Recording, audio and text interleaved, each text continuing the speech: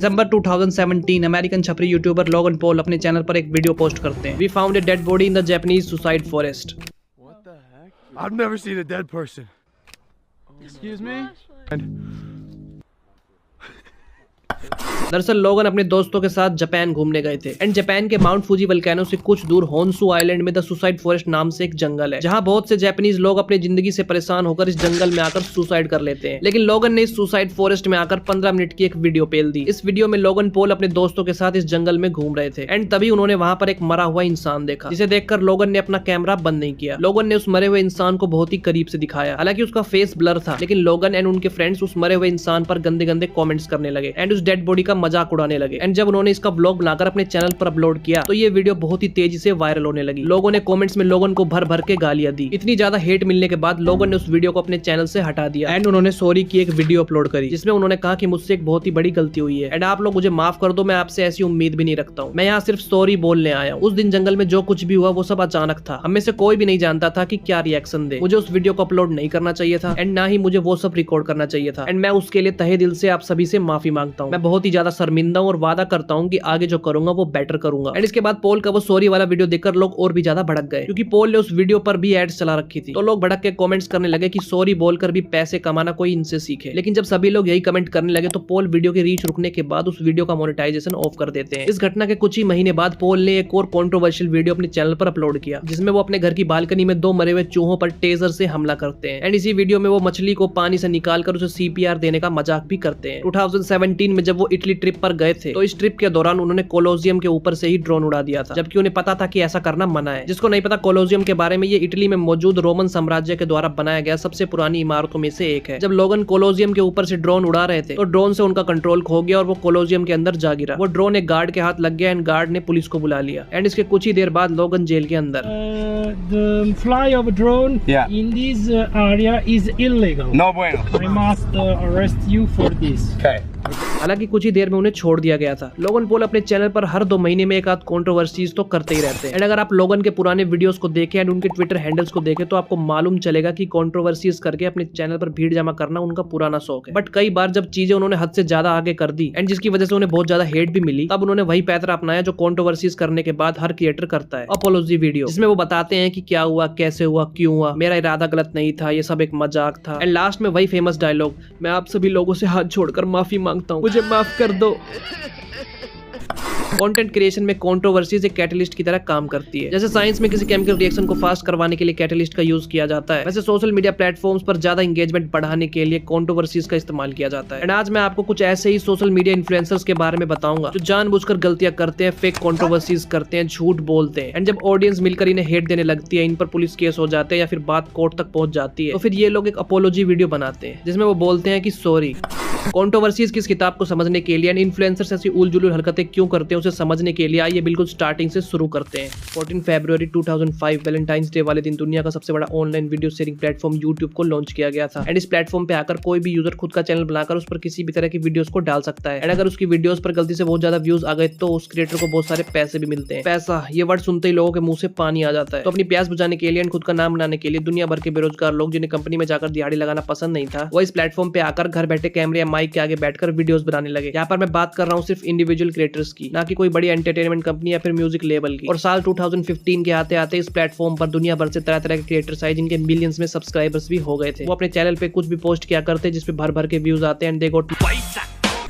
But समय के साथ साथ लोग एक ही तरह के कंटेंट से बोर होते गए एंड जिसकी वजह से उसके चैनल पर व्यूज कम आने लगे एंड इस प्लेटफॉर्म पे पलने वाले लोगों को पैसों से ज्यादा व्यूज की जरूरत पड़ती है, because views is directly proportional to money and brands that give you more money. तो लोग अपनी वीडियोस में व्यूज लाने के लिए किसी भी हद तक चले जाते थे, कुछ झूठ बोलकर तो कुछ फेक कंट्रोवर्सीज करके, कुछ फेक बदमाशी दिखाकर तो कुछ सब कुछ दिखाकर, कुछ तो रिलीजियस सेंटिमेंट्स को हर्ट करने लगे तो कुछ लोग व्लॉग्स बनाकर अपने बच्चों को ही हर्ट करने लगे। स्टार्टिंग में तो सिर्फ यंगस्टर्स इस पे ज्यादातर वीडियोस बनाते थे, लेकिन आज की डेट में बच्चे, बूढ़े, अंकल, आंटी, फूफा, चाचा सब इस प्लेटफॉर्म पे आ रहे हैं एंड अपने दिमाग की कैपेसिटी और अपने कंफर्ट के हिसाब से कुछ भी बना के डाल रहे हैं, बिकॉज इट्स हर चॉइस। तो आज की वीडियो में हम बात करेंगे कुछ गिने चुने यूट्यूबर्स की जिन्होंने हर तरह की ट्रिक्स अपनाए अपने चैनल पे व्यूज बढ़ाने के लिए। एंड सबसे पहले हम बात करेंगे एक ऐसी लड़की की जिसकी जिंदगी का सिर्फ एक ही उसूल था, भाड़ में जाओ सभी लोग, मुझे तो मेरे पैसे बनाने सी। योवाना मेंडोजा नाम की एक इन्फ्लुएंसर जिसे लोग रवाना के नाम से भी जानते हैं, जो दुनिया की सबसे पॉपुलर वेगन इन्फ्लुएंसर है। रवाना अपने यूट्यूब फॉलोअर्स को ज्यादा से ज्यादा कच्ची सब्जी एंड फ्रूट्स खाने की सलाह देती थी और अपने कई तरह के वेगन डाइट प्लान्स की रेसिपीज को बड़ी कीमतों पर बेचती थी। वो अपनी वीडियोस में वेगन लाइफस्टाइल को बढ़ावा देती है और कहती है कि वेगन लाइफस्टाइल को अपनाकर आपको शराब से छुटकारा पाने और अच्छी नींद में हेल्प करता है, जबकि नॉनवेज खाने से आप बीमार तक पड़ सकते हो। उन्होंने अपनी वीडियोस में ये दावा किया कि वेगन लाइफस्टाइल अपनाने से उनकी जिंदगी पूरी तरह से बदल गई है। ऐसा बोलकर उन्हें दुनिया भर से खूब सारे वेगन फॉलोअर्स मिले, बहुत ज्यादा व्यूज मिले एंड एडसेंस से पैसे मिले एंड उनके वेगन फॉलोअर्स उनके डाइट प्लान तो खरीद ही रहे थे। लेकिन साल 2019 में जब वो इंडोनेशिया घूमने गई थी, इसी दौरान एक दूसरे ब्लॉगर की वीडियो में रवाना एक लोकल रेस्टोरेंट में तली हुई मछली खाती हुई दिखाई पड़ती है एंड कैमरे को देखकर वो अपनी मछली को छुपाने की कोशिश भी करती है। जब ये वीडियो सोशल मीडिया पर अपलोड होती है तो ये क्लिप देखकर रवाना के वेगन फॉलोअर्स भड़क जाते हैं एंड उसके कमेंट सेक्शन में भर भर कर उसे गालियां देने लग जाते हैं। जिन भी लोगों ने रवाना के महंगे महंगे वेगन डाइट प्लान्स को खरीदा था वो खुद को ठगा हुआ फील करने लगते हैं। उसे नॉनवेज खाता देख उसके वेगन फॉलोअर्स का भरोसा उन पर से उठ गया। उसके डाइट प्लान्स को खरीदने वाले लोग उसे कमेंट करने लगे कि हमारे पैसे वापस कर साली। इतनी ज्यादा हेट मिलने के बाद सिचुएशन को संभालने के लिए रवाना ने भी सेम वही ट्रिक अपनाई जो लोगन पॉल ने किया था। उसने 33 मिनट का एक अपोलॉजी वीडियो पेल दिया जिसमें उसने बताया कि क्यों उसने उस मछली को खाया। उस बेचारी की ऐसी क्या मजबूरी थी। अपने 33 मिनट के वीडियो में वो जस्टिफिकेशन देने लगती है कि वो पिछले 6 साल से पूरी तरह से शाकाहारी खाना खा रही है। सिर्फ पिछले 2 महीनों से ही उसने अपनी डाइट में मछली और अंडों को शामिल किया है। उसने इमोशनल होकर कहा, मुझे पता है कि आप लोग मुझ पर विश्वास करते हैं एंड मेरी डाइट प्लान्स को फॉलो भी करते हैं। शायद आप ये भी सोच रहे होंगे कि मैंने पैसे बनाने के लिए आपको धोखा दिया है, जो कि बिल्कुल सच भी है। मैं झूठी और लालची हूँ तो आप बिल्कुल ठीक है अपनी जगह पर, लेकिन मैं भी एक इंसान हूँ एंड मुझसे भी गलती हुई है। फिर उन्होंने बताया मछली खाने का रीजन कि कुछ समय से उनकी तबीयत ठीक नहीं थी। डॉक्टरों के पास जाने के बाद उन्हें पता चला कि उन्हें प्री मेनोपॉजल हुआ है। दोस्तों, प्री मेनोपॉजल एक ऐसी स्टेट है जिसमें महिलाओं को पीरियड्स नहीं होते। नॉर्मली ये स्टेट महिलाएं 50 साल पूरे होने के बाद फील करती है, पर क्योंकि रवाना भी जवान थी और इसे समय से पहले ही फील कर रही थी तो ये उनकी हेल्थ के लिए ठीक नहीं था एंड डॉक्टर्स की सलाह पर ही उन्होंने अपने खाने में कुछ एनिमल प्रोडक्ट्स को शामिल किया था। उनका ये अपॉलॉजी वीडियो देखकर उनके सब्सक्राइबर्स और भी ज्यादा भड़क गए एंड कमेंट करने लगे कि जिस वेगन डाइट प्लान्स को आप बड़े दामों में अपने फॉलोअर्स को बेच रही थी, उसी डाइट को फॉलो करते हुए आपकी हेल्थ बिगड़ी, उसके बाद भी आप उन प्लान्स को अपने सब्सक्राइबर्स को सेल कर रही हो। Same on you fucking bitch. लेकिन इतनी गालियां खाने के बाद भी रवाना ने अपनी गलती एक्सेप्ट करने के बजाय अपने प्रोग्राम्स को बेचना जारी रखा। उन्होंने अपनी अपॉलॉजी वीडियो में कहा था कि मैं वेगन डाइट को एज एन एक्सपेरिमेंट के तौर पर खा रही थी, इसलिए मैंने आपको ये नहीं बताया कि मैं पिछले 2 महीनों से अंडे और मछली खा रही हूँ एंड प्लांट बेस्ड डाइट काम नहीं करते, मैं ऐसा बिल्कुल भी नहीं कहूंगी। सो fuck you. And Logan Paul की तरह रवाना ने अपने सॉरी वाले वीडियो में भर भर के एड्स चला रखे थे जिस पर लोगों ने उन्हें और भी ज्यादा सुना है। झूठ बोल के पैसे कमाने की ट्रिक तो आजकल कॉमन हो चुकी है। इस ट्रिक को हर कोई अपने सोशल मीडिया पर अप्लाई करता ही रहता है, लेकिन अब मैं आपको बताऊंगा कि कम्युनिटी को भड़काकर कैसे ऑडियंस को जमा किया जाता है। हम बात कर रहे हैं फेलिक्स की, जिसे फेलिक्स नाम से कोई भी नहीं जानता। फेलिक्स अरविंद उल्फ केजोलबर्ग, जिसे दुनिया प्यूडीपाई के नाम से भी जानती है। वो एक टाइम पर यूट्यूब के सबसे बड़े क्रिएटर हुआ करते थे एंड प्यूडीपाई का करियर भी कंट्रोवर्सी से काफी ज्यादा घिरा हुआ है। 15 अगस्त 2013 इस दिन प्यूडीपाई दुनिया का सबसे पहला सबसे ज्यादा सब्सक्राइब किया जाने वाला चैनल बना एंड इस अचीवमेंट को जल्दी से क्रॉस करवाने के लिए प्यूडीपाई ने एक वीडियो बनाकर अपने व्यूअर्स को झूठ बोला कि अगर उनके चैनल पर 5 करोड़ सब्सक्राइबर्स हो जाएंगे तो वो अपना चैनल डिलीट कर देंगे एंड ऑडियंस भी हरामी उनका चैनल डिलीट करवाने के लिए उन्हें फटाक से सब्सक्राइब करके 5 करोड़ सब्सक्राइबर्स पूरे भी करवा दिए। अब ऑडियंस कमेंट करके बोलने लगे कि हो गए 5 करोड़ सब्सक्राइबर, जल्दी से डिलीट कर अपना चैनल। लेकिन कुछ दिनों बाद उन्होंने एक वीडियो बनाकर अपने सब्सक्राइबर्स को बोला कि वल्लाह ये तो सिर्फ एक मजाक थी, मैं पागल थोड़ी हूं जो ऐसा करेगी, वो भी तब जबकि मेरा चैनल पैसे छापने की मशीन बन चुकी है। वल्लाह फक यू।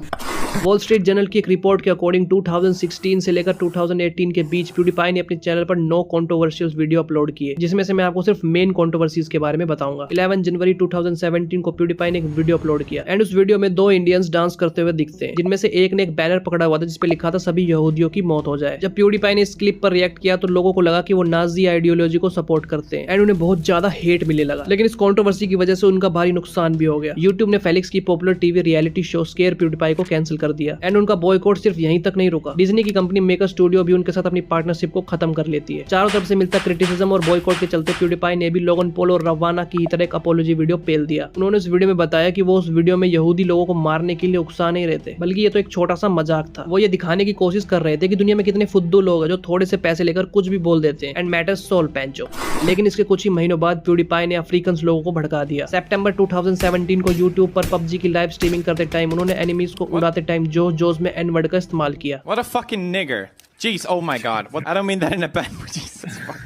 एन वर्ड का मतलब नेजर से है, जो कि इंग्लिश डिक्शनरी में सबसे गंदा, नस्ली और डिसरिस्पेक्टफुल वर्ड माना जाता है। 90s के दशक में अमेरिकन इस शब्द का इस्तेमाल अफ्रीकन लोगों को नीचा दिखाने, अपमानित करने और उन्हें चिढ़ाने के लिए क्या करते थे। उन्हें फिर से बहुत ज्यादा हेट मिलने लगा एंड उन्होंने इस बार इस सिचुएशन को संभालने के लिए एक अपॉलॉजी वीडियो डाली, जिसमें वो मगरमच्छ के आंसू निकालते हुए भावुक होकर कहते हैं कि जोश में आकर मेरे मुंह से एक ऐसा वर्ड निकल गया जिसके बारे में मैं सोच भी नहीं सकता था। इस हादसे से ये पता चलता है कि मैंने पिछले विवादों से कुछ भी नहीं सीखा। मैं एक फकिंग फकिंग डिसअपॉइंटमेंट हूँ। ऐसा बिल्कुल भी नहीं है कि मैं कुछ भी कहूँ कुछ भी करूँ तो चलेगा, मैं सिर्फ एक स्टूपिड हूँ। एंड अगर मेरे इस वर्ड का यूज करने की वजह से किसी भी कालिए के दिल को ठेस पहुंची है, या फिर कोई कल्लू अपनी गान फुला के बैठा है, या फिर मैंने किसी को निराश किया है, तो उन सभी से हाथ जोड़कर मैं माफी मांगता हूँ। इस बार भी उन्होंने यही बोला कि वो आज के बाद ऐसा कुछ भी नहीं करेंगे, लेकिन एक साल के बाद वो फिर एक और कंट्रोवर्सी में कूद पड़ते हैं। बात है 2018 की, जब टी सीरीज सब्सक्राइबर्स के मामले में प्यूडीपाई को क्रॉस करने वाला था। सो प्यूडीपाई से मोस्ट सब्सक्राइब चैनल का टाइटल छीन न जाए, इसलिए उन्होंने अपने सब्सक्राइबर्स के साथ मिलकर सब्सक्राइब टू प्यूडीपाई की मुहिम स्टार्ट करी। एंड इसके बाद प्यूडीपाई एंड टी सीरीज में सब्सक्राइबर वॉर की एक जंग सी छिड़ गई। एंड बड़े बड़े यूट्यूबर जैसे कि Mister Beast, Markiplier and Logan Paul ने प्यूडीपाई को सपोर्ट किया। एंड इंडियन क्रिएटर्स भी टी सीरीज को सपोर्ट करने लगे। एंड इस कंट्रोवर्सी में उन्होंने टी सीरीज एंड इंडियन लोगों पर एक डिस ट्रैक भी निकाला बिच्चल असानिया के नाम से, जिसमें इंडियंस और टी सीरीज का मजाक उड़ाया गया, जिसपे इंडिया के लोग प्यूडीपाई पे भड़क गए। प्यूडीपाई के फैंस ने प्यूडीपाई को हर तरीके से सपोर्ट किया, लेकिन क्या फायदा, टी सीरीज ने प्यूडीपाई को क्रॉस करके क्यूटीपाई एंड उनके फैंस के फेस पे मूत दिया।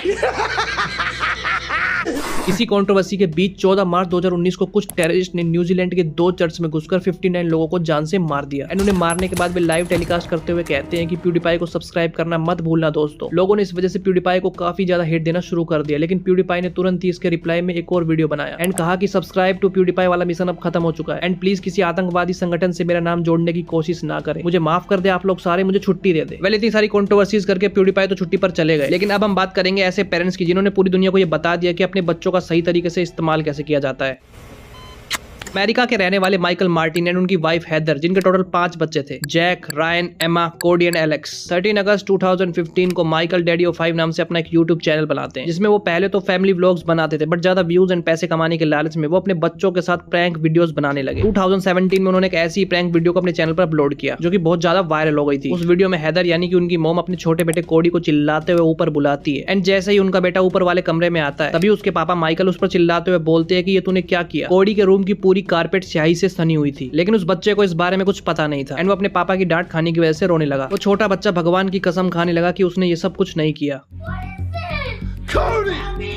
I didn't do that! You tell me what you did! I swear to God, I didn't do that! Hey, call over your apartment! I didn't do that! I don't have anything to color when you... Why did you do that? उसके बाद दोनों parents उसके छोटे भाई Alex पर भी झूठा आरोप लगाकर उस पर चिल्लाते हैं एंड जब उन दोनों बच्चों की बुरी तरह से रोनी निकल जाती है, तब उनकी मॉम हंसते हुए कहती है कि इट्स ए प्रैंक बच्चों। उनके पापा बोलते हैं देखो कोडी बेटा वो रहा कैमरा, हाई करो ऑडियंस को। मम्मी पापा तो जोर जोर से हंसने लगे थे, लेकिन उनके दोनों बच्चे अभी भी रो रहे थे एंड उनके लाल चेहरे इस बात की गवाही दे रहे थे कि उन बच्चों के लिए ये बिल्कुल भी मजाक नहीं था। इस वीडियो को देखकर लोग भड़क गए थे। लोगों ने कमेंट करके उनके माँ बाप को बहुत ही भला बुरा कहा, लेकिन उनके चैनल पर तो इससे भी ज्यादा अच्छे प्रैंक वीडियोस अपलोडेड थे। कहने को तो ये प्रैंक वीडियोस थे, मगर इन वीडियोस में उनके बच्चों को फिजिकली और मेंटली तौर से हरास किया जा रहा था एंड उनके ज्यादातर प्रैंक वीडियोस में कोडी को ही सताया जाता था। एग्जांपल के तौर पर एक वीडियो में उससे कहा गया कि वो दूसरे परिवार से गोद लिया गया है एंड एक वीडियो में तो उसके गेम बॉक्स जिससे वो खेलता था उसे हथौड़े से तोड़ दिया जाता है। किसी एक वीडियो में सिर्फ उसे रुलाने के लिए उससे कहा जाता है कि उसको बाकी सब परिवार के साथ डिज्नी वर्ल्ड नहीं लेके जाया जाएगा एंड एक वीडियो में तो उसके पिता उसे बुक सेल पर धक्का देते हुए दिखाई देते हैं। वीडियो में अक्सर उस बच्चे पर चिल्लाया जाता है और उनका ये प्रैंक वीडियो तब तक जारी रहता है जब तक कि वो टूटकर रोने नहीं लग जाता। सेम इसी तरह का बर्ताव उसकी बहन एमा के साथ भी किया जाता है। एक वीडियो में तो दोनों बच्चों को एक दूसरे को पीटने के लिए एनकरेज भी किया जा रहा था। She's attacking him.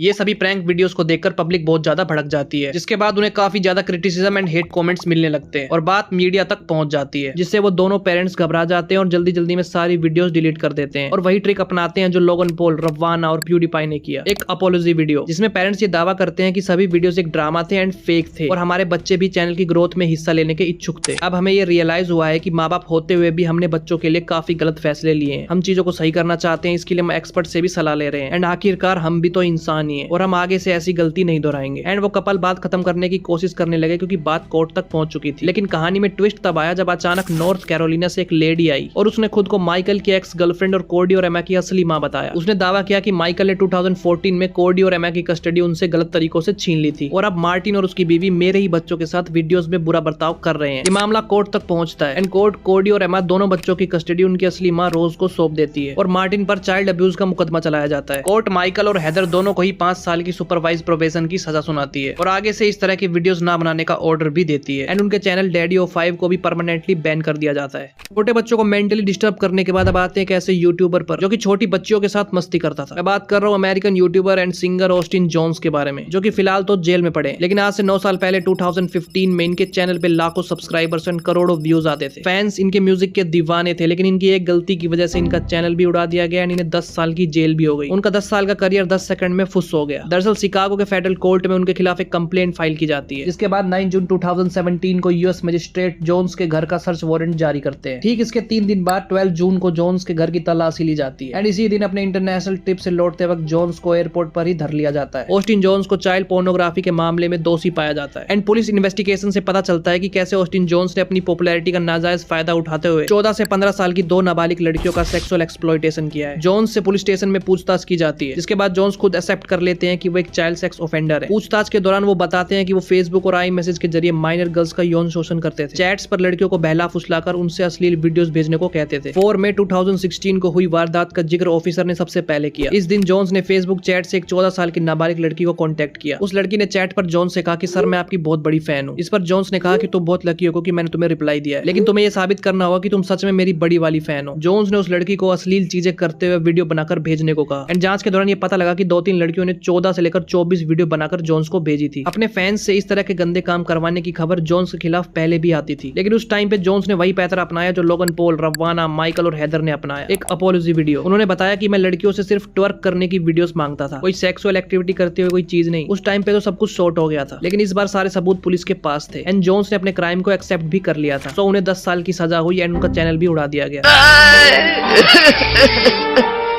दोस्तों अपने देश में भी ऐसे लोगों की कोई कमी नहीं है जो पब्लिक की अटेंशन ग्रैब करने और अपने वीडियोस पर ज्यादा से ज्यादा व्यूज पाने की भूख में सारी लिमिट्स क्रॉस कर देते हैं। कई इंडियन यूट्यूबर्स ने तो प्यूडीपाई जैसी ट्रिक लगाई और बोला कि आज से वीडियो नहीं डालूंगा, चैनल डिलीट कर दूंगा, लेकिन यही लोग एक हफ्ते बाद 4 वीडियो और पेल देते थे। इसके अलावा जानवरों की लाइफ को खतरे में डालना, रिस्ट्रिक्टेड एरिया में चोरी छुपे जाना, झूठ मूठ की लड़ाइयां करना, लोकेशन पे बुलाना, माँ बहन की गालियां देकर खुद को चैट समझना एंड इनके कई अनगिनत एग्जाम्पल्स हैं। लेकिन जब किसी वीडियो में मैटर सीरियस हो जाता है और बात पुलिस या कोर्ट तक पहुंच जाती है, तो ये लोग भी वही ट्रिक अपनाते हैं जो लोगन पॉल, रवाना, माइकल और हैदर या फिर ऑस्टिन जोन्स ने किया। एक अपॉलॉजी वीडियो, कैमरे के आगे बोलते हैं कि मुझसे गलती हो गई गाइस, मुझे माफ कर दो, मैं एक अबोध बालक हूँ, मैटर सोल्व और कंट्रोवर्सी करो पेंचो। दोस्तों हमारा ध्यान लिमिटेड है एंड इसे एक टाइम पर एक ही जगह पर लगाया जा सकता है एंड सोशल मीडिया पर आज की डेट में करोड़ों लोग हैं, जहां हर क्रिएटर अपना कंटेंट बनाता है और यही चाहता है कि हर कोई उसे देखे, लाइक करे एंड कमेंट करे। हर कोई आपका ध्यान अपनी तरफ अट्रैक्ट करने की कोशिश में लगा हुआ है, क्योंकि आपके अटेंशन से उन्हें पैसा मिलता है। और ये हमारा दुर्भाग्य ही है कि इंसानी दिमाग नेगेटिव चीजों की तरफ ज्यादा अट्रैक्ट होता है। ज्यादातर क्रिएटर्स पहले बेमतलब की कंट्रोवर्सी करते हैं, फिर ऑडियंस मिलकर उनको गाली बकती है, कई बार तो पुलिस उन्हें धर लेती है एंड बाद में फिर वो एक अपॉलॉजी वीडियो बनाते हैं। मगर उसके बाद भी उनका बार बार कंट्रोवर्सीज में पड़ना ये साफ दिखाता है कि माफी वाले वीडियो में उन्होंने सिर्फ एक फॉर्मेलिटी की थी एंड वो अपनी माफी को लेकर बिल्कुल भी सीरियस नहीं थे। लेकिन आप लोगों से मेरी एक रिक्वेस्ट है कि ऐसे फालतू लोगों को देखना एंड फॉलो करना बंद करो, क्वालिटी कंटेंट देखो, कुछ नया सीखो एंड कुछ अच्छी बातें करो। मिलता हूं आपसे किसी और दूसरी वीडियो में किसी नए टॉपिक के साथ, तब तक के लिए बाय।